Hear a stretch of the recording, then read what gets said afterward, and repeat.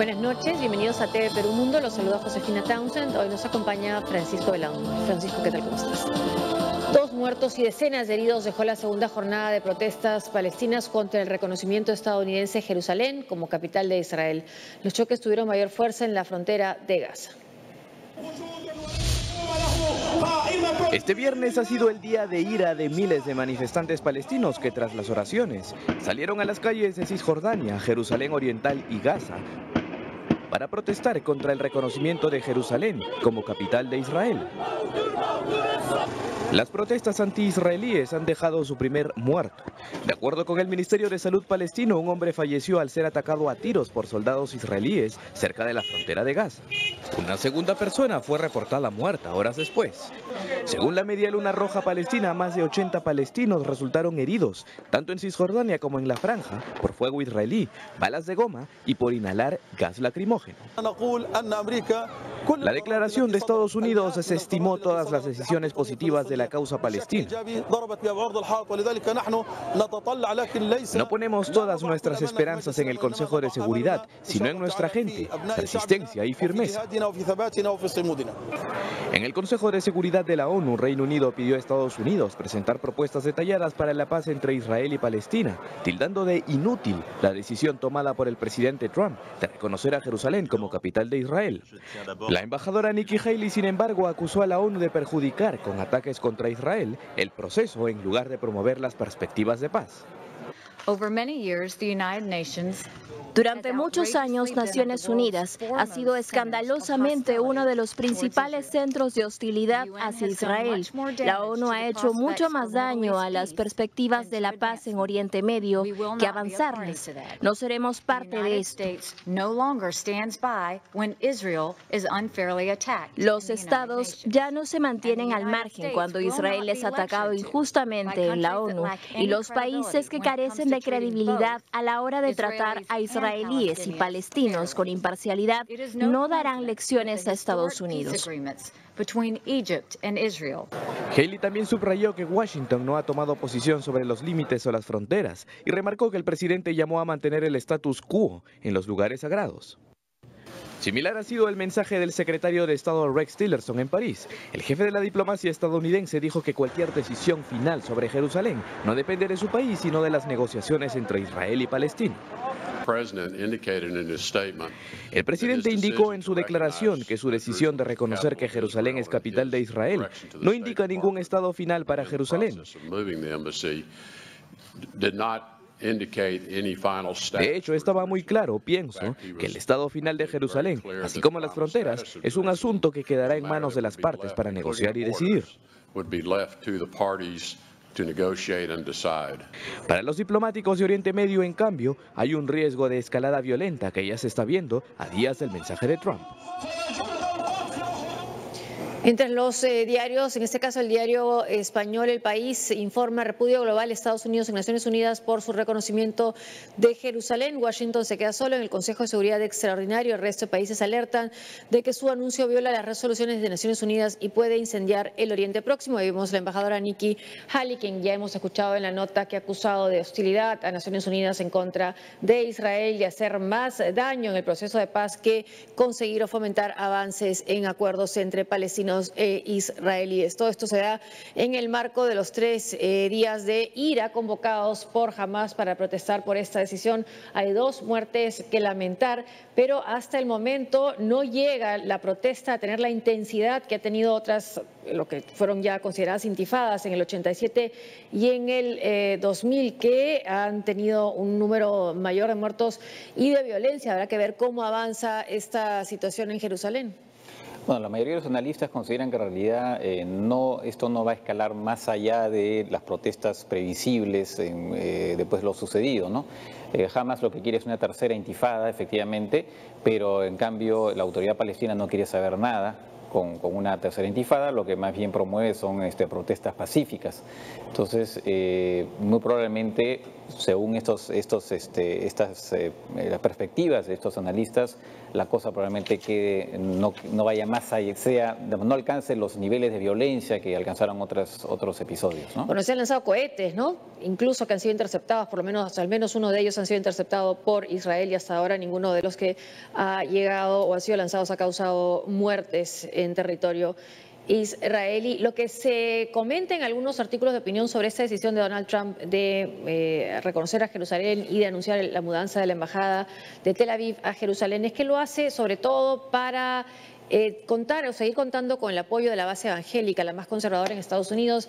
Se cree que un 81% de los evangélicos conservadores votaron por Donald Trump, es su base dura, su núcleo duro. Ahora, ¿por qué? ¿Qué tiene que ver Jerusalén con los evangélicos más conservadores en Estados Unidos y por qué para ellos es tan importante esta idea, este anuncio de Donald Trump? ¿Se habla de una profecía, del juicio final? ¿Cuál es ahí esa importancia para Trump de darles la razón en este caso? Bueno, en realidad, más allá de Jerusalén, para los evangélicos más conservadores, es importante que Israel se expanda, porque eso sería un indicativo de la próxima venida de Jesús, ¿no? De una segunda venida de Jesús. Es muy importante como condición de que Israel se expanda. Por eso es que también la guerra de Irak, lanzada por Bush, de alguna manera fue alentada por un lobby evangélico.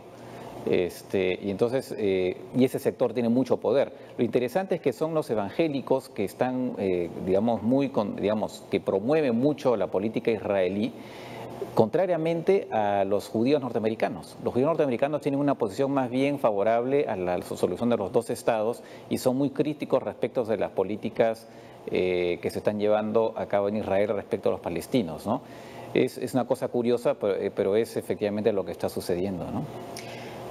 Vamos ahora a Chile. Los candidatos a la presidencia, Sebastián Piñera y Alejandro Guillé, volvieron a verse la cara en el primer debate de la segunda vuelta electoral. Ambos aspirantes a suceder a Michelle Bachelet aprovecharon la ocasión para enmendar comentarios desafortunados, comentarios que les han valido críticas e incluso ellos han pedido disculpas o han hecho algunas precisiones.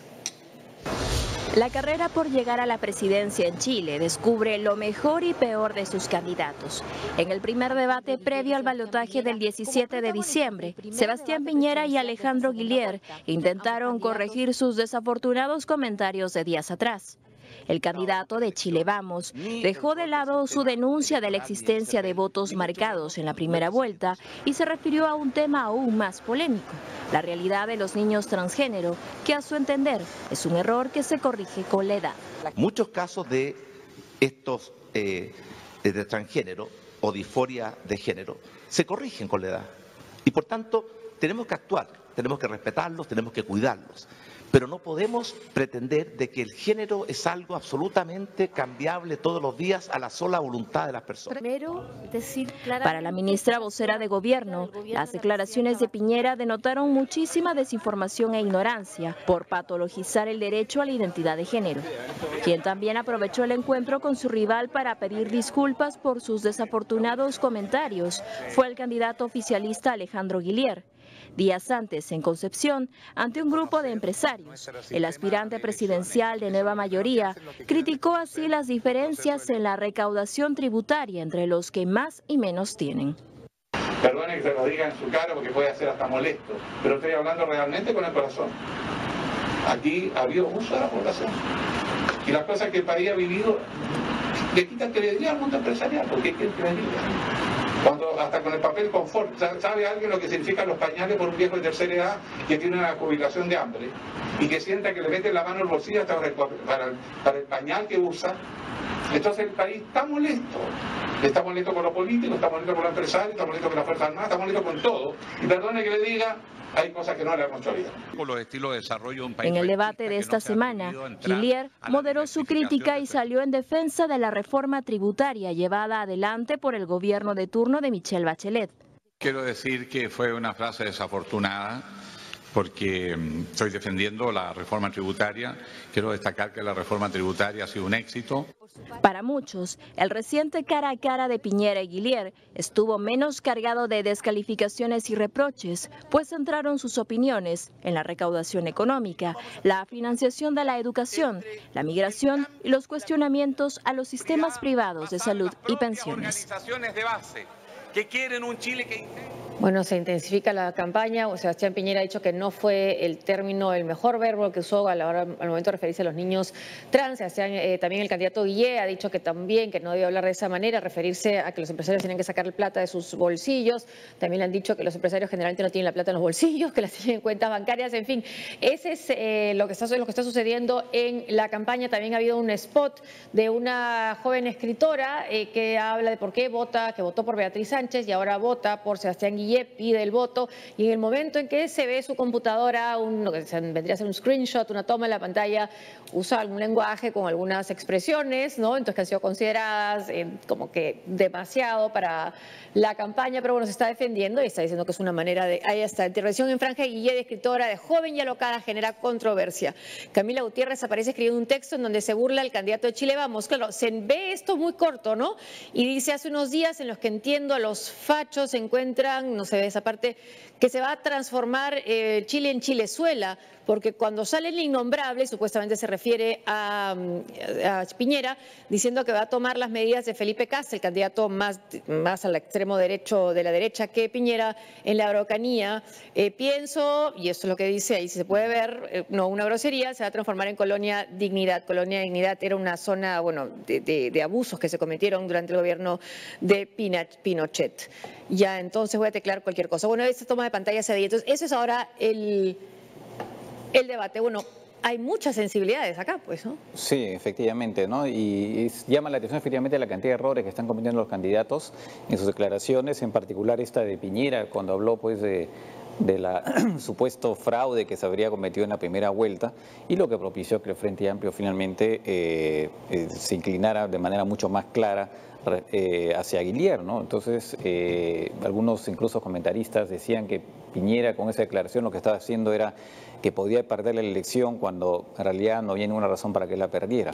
Pero más allá de eso, en todo caso, sí llama la atención sobre estos errores que se están cometiendo, ¿no? En realidad lo que pasa es que está muy apretado todo, hay que contar voto a voto, es lo que decía Francisco Vidal, un ex ministro del gobierno de la Concertación, ¿no? Que sí había razones para preocuparse, había razones para preocuparse en los dos grupos políticos, entre los dos candidatos, claro, por lo ajustado de los resultados. Veremos, ¿no? Porque siendo el voto voluntario también es muy difícil predecir, porque como hemos visto en la primera vuelta.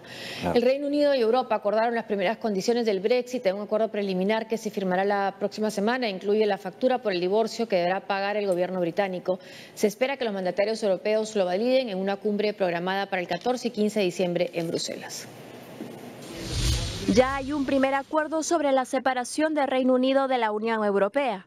Tras horas de conversaciones, el presidente de la Comisión Europea, Jean-Claude Juncker, y la primera ministra, Theresa May, fijaron 3 cuestiones claves. El dinero que los británicos deberán pagar al momento de irse del bloque regional, que va entre 40.000 y 45.000 millones de euros. Los derechos de los ciudadanos europeos en Reino Unido y de los británicos que viven en el resto de Europa, y de una solución a la frontera de Irlanda del Norte.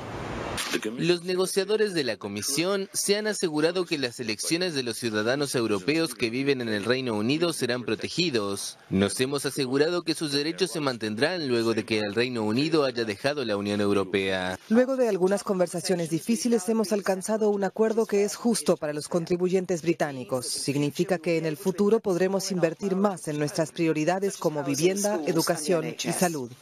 Aún hay detalles pendientes por concluir, pero el acercamiento y entendimiento de las partes es necesaria para pasar a la siguiente fase y alcanzar un acuerdo final de retirada que se incorporará al derecho británico y a las Cortes del Reino Unido, que tendrá la ocasión de plantear cuestiones prejudiciales al Tribunal de Justicia de la Unión Europea.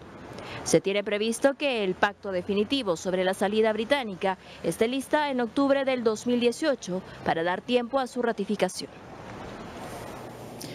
¿Qué significa Brexit? Siempre decía Brexit significa Brexit, Theresa May, ¿no? ¿En qué finalmente está quedando Brexit? Bueno, va a ser un Brexit un poco un poco extraño, medio ambivalente, ¿no? Lo que dice, primero hay que decir que estas negociaciones se han demorado muchísimo para estos 3 puntos, ¿no? Se han resaltado que cómo era posible que se tomara más de un año para resolver 3 puntos que eran puntos preliminares, si se quiere, ¿no? Por otro lado, al final, la primera ministra May ha tenido que ceder en muchos puntos. Ella pensaba pagar 20.000 millones de euros como pago, como digamos, para salir de la Unión Europea. Al final va a pagar prácticamente, el Reino Unido va a pagar prácticamente 50.000 millones. El tema de Irlanda es un tema muy curioso porque al final se da una situación en la que no se sabe exactamente qué es lo que va a pasar. De alguna forma se está dejando para más adelante, y ahí lo que hay que explicar es que Irlanda tiene un problema político complicado por este tema de Irlanda del Norte, que tiene un acuerdo de paz que finalmente llevó a que se terminara el enfrentamiento armado que se tiene en ese momento, y como parte de ese acuerdo no había una frontera entre Irlanda, la República de Irlanda y Irlanda del Norte. Y la idea es que justamente no se restablezca la frontera, ¿no? Y aparentemente no se va a restablecer a pesar de que el Reino Unido ya dejaría de formar parte de la Unión Europea. En general, lo que se puede decir es que va a ser un Brexit un poco en cámara lenta, con una fase de transición muy larga. Va a haber seguramente se va a negociar durante varios años un acuerdo comercial entre la Unión Europea y el Reino Unido, pero entre tanto prácticamente el Reino Unido va a permanecer en el mercado único. Entonces es un Brexit efectivamente medio ambivalente, ¿no? Una pausa y volver.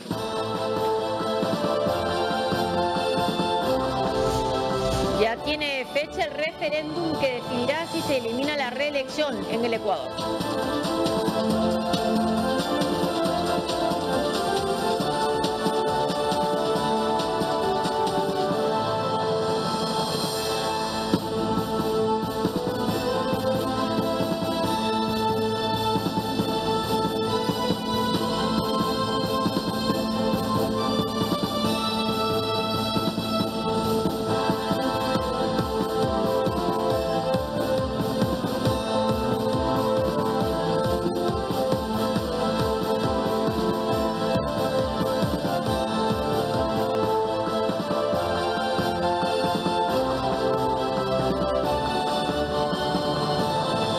En Ecuador, el Consejo Nacional Electoral convocó para el 4 de febrero el referendo que definirá si se elimina la reelección presidencial en otros sistemas. Mientras tanto, continúa el proceso al vicepresidente sin funciones, Jorge Glass.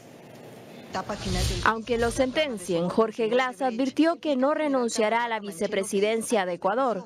Así lo afirmó poco antes de ingresar a la audiencia que lo investiga por asociación ilícita en el caso Odebrecht y después de que el fiscal general Carlos Vaca pidiera 6 años de prisión y que se le considere como agravante en su contra que cometió el delito siendo funcionario público. Es el pedido por no solamente las circunstancias tan graves de la infracción, sino además también por la conmoción y alarma social que ha causado esto, y el país requiere que haya una pena que esté acorde a la gravedad de los hechos. Estamos a punto de concluir la audiencia y de someternos como corresponde ya a la decisión de los señores miembros del tribunal. El abogado de Glass se mostró confiado en que el tribunal revierta la situación de su defendido al no existir pruebas en su contra.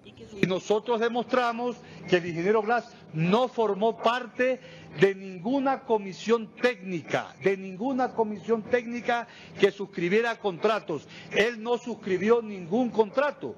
Y como la responsabilidad penal es individual, estamos seguros que él será absuelto y se ratificará su inocencia. Alegando que se quiso inducir al engaño en el juicio de Glass, Franco Lor pedirá a un tribunal penal abrir una investigación al fiscal Vaca.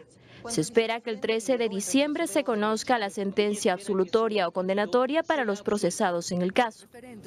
De otro lado, el Consejo Nacional Electoral hizo pública para el 4 de febrero la convocatoria al referendo y consulta popular.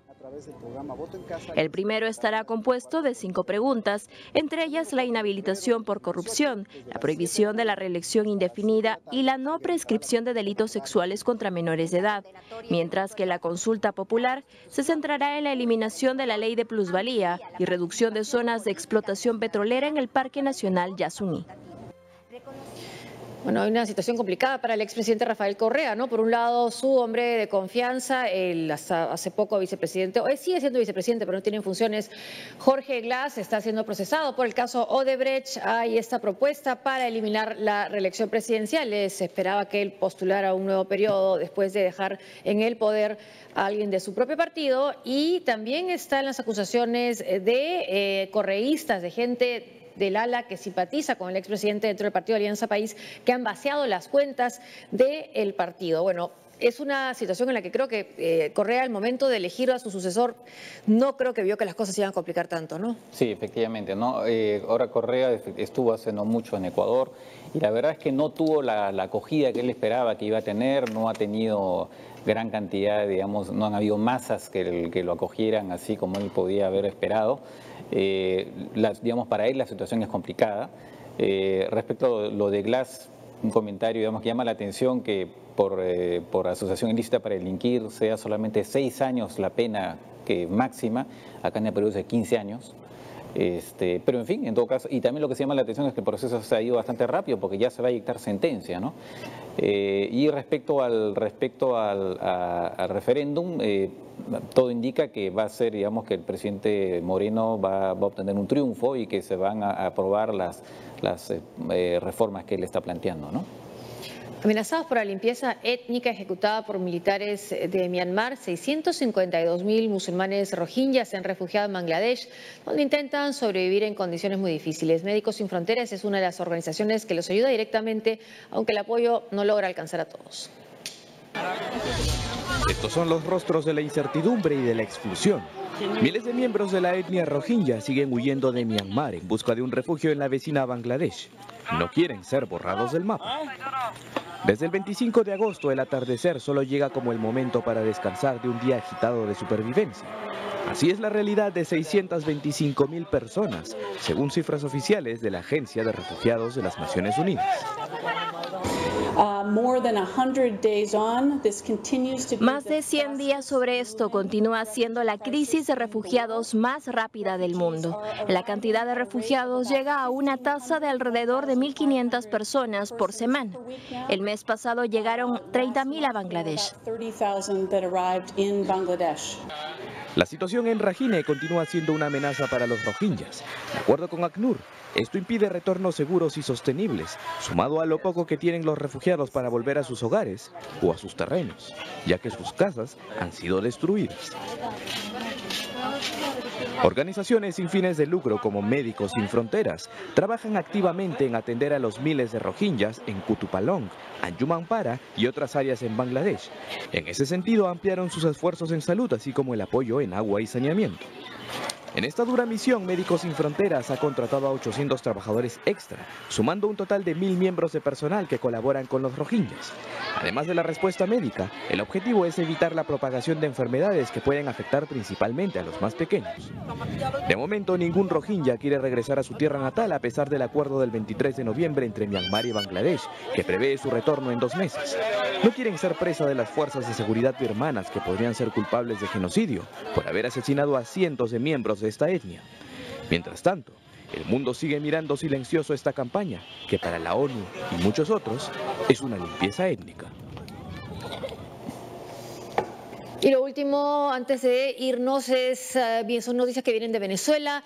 Es NTN 24, noticias, escepticismo y poco ambiente electoral a 2 días de los comicios municipales. Esa es una de las informaciones de Venezuela. Y otra es sobre nuevas noticias sobre default, que informa el diario El Tiempo. Standard & Poor's anuncia que Venezuela ha declarado en default por incumplir los pagos. ¿Tenemos otra información más de Venezuela?